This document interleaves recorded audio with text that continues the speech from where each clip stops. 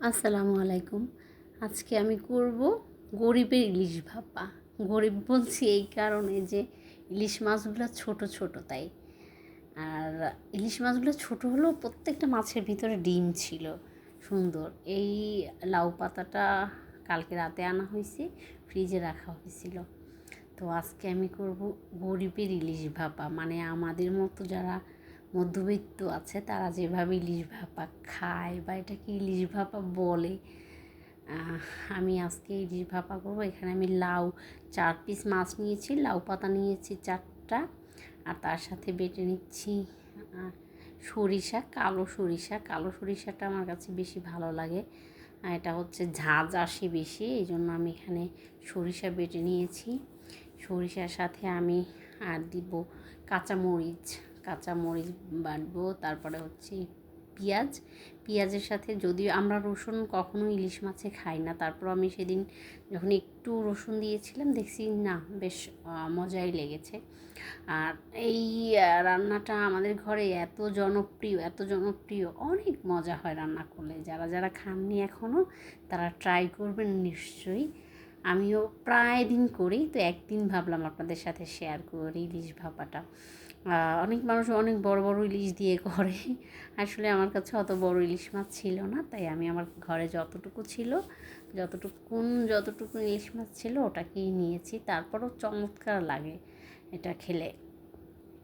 আমি এখানে পেঁয়াজ আর রসুন একসাথে করে বেটে নিয়েছি। এর আগে আমি সরিষা কাঁচামরিচ বেটে নিয়েছি।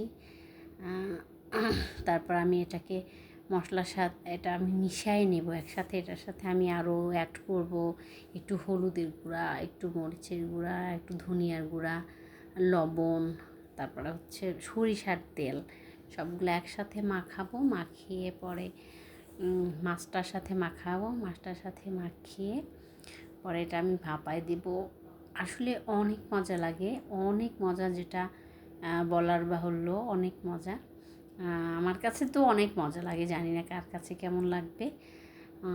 একটু ট্রাই করলে বুঝতে পারবেন সবাই যে আসলে কত স্বাদ লাগে। এখন অ্যাভেলেবেল পাওয়া যায় লাউ পাতা, ছোটো ছোটো ইলিশ মাছ সবসময় বাজারে পাওয়া যায়। যারা আমার মতো গরিব মানুষ তাদের জন্য ছোটো ছোটো ইলিশ মাছ, আর যারা বড়লোক তাদের জন্য তো বড় ইলিশ মাছ আছেই। আমি এটা মশলাটা মাছের সাথে করে লাউ পাতার মধ্যে দিয়ে দিব, তারপরে মুড়িয়ে নিব। এটা অনেকে বেঁধে দেয় বা এই করে, আমি আসলে বাঁধিও না, ওভাবে এমনি মুড়িয়ে নিলেই আমার কাছে হয়ে যায়।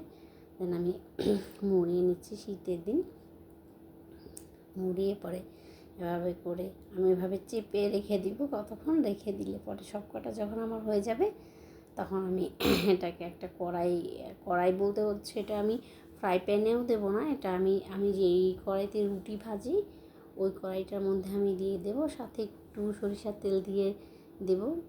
কিছুক্ষণ ঢেকে পরে আমি এটাকে সিদ্ধ করব, তারপরে আবার আমি এটাকে করে সিদ্ধ করব। এত চমৎকার, কি বলবো, আসলে বলার ভাষা নেই, এত মজা লাগে এটা। যখন এটা খুলি একটা সেন্ট এত সুন্দর, অনেক মজার জিনিস। আমি এটা একদিন হঠাৎ করে আমি একাই, আমি আসলে কাউকে ফলোও করছি না, আর আমি ওরকমভাবে রেসিপি দেখাচ্ছিও না, যেভাবে আমি পারি ওভাবেই আমি করে আপনাদের সাথে শেয়ার করি। দেন এই যে একটু সরিষার তেল দিয়ে পরে আমি এটাকে ঢেকে দিব।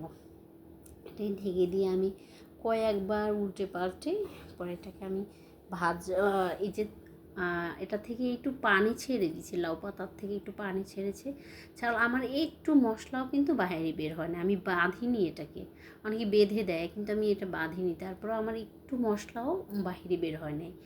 আর হয় না, ঢেকে ঢেকে এভাবে একদম কড়া করে আমি উঠাই। তো কড়া উঠানোর পরে যে যে সুন্দর ফ্লেভার আসে, মাশাল্লাহ, অনেকগুলো ভাত খাওয়া যায়। আমার কাছে চমৎকার লাগে খাবারটা, আপনাদের সাথে শেয়ার করলাম। আপনারা একদিন করে দেখবেন যে কেমন লাগে, অনেক ভালো লাগবে। যারা আসলে সরিষা খেতে পারে, অনেকে আছে সরিষা খেতে পারে না, পছন্দ করে না। আমারটা প্রায় হয়ে গেছে, একটুখানি সময় আমি করে রেখে এখন আমি তুলে নিয়ে পরে এটাকে আমি গরম ভাত দিয়ে খাবো, আর কি টেস্ট লাগে, অনেক মজা, অনেক মজা। আপনারা ট্রাই করবেন অবশ্যই। সবাই আমার জন্য দোয়া করবেন, আমার চ্যানেলটাকে দেখবেন, আমাকে সাপোর্ট করবেন, আমার সাথে থাকবেন। কেমন হলো বলবেন। আসসালামু আলাইকুম।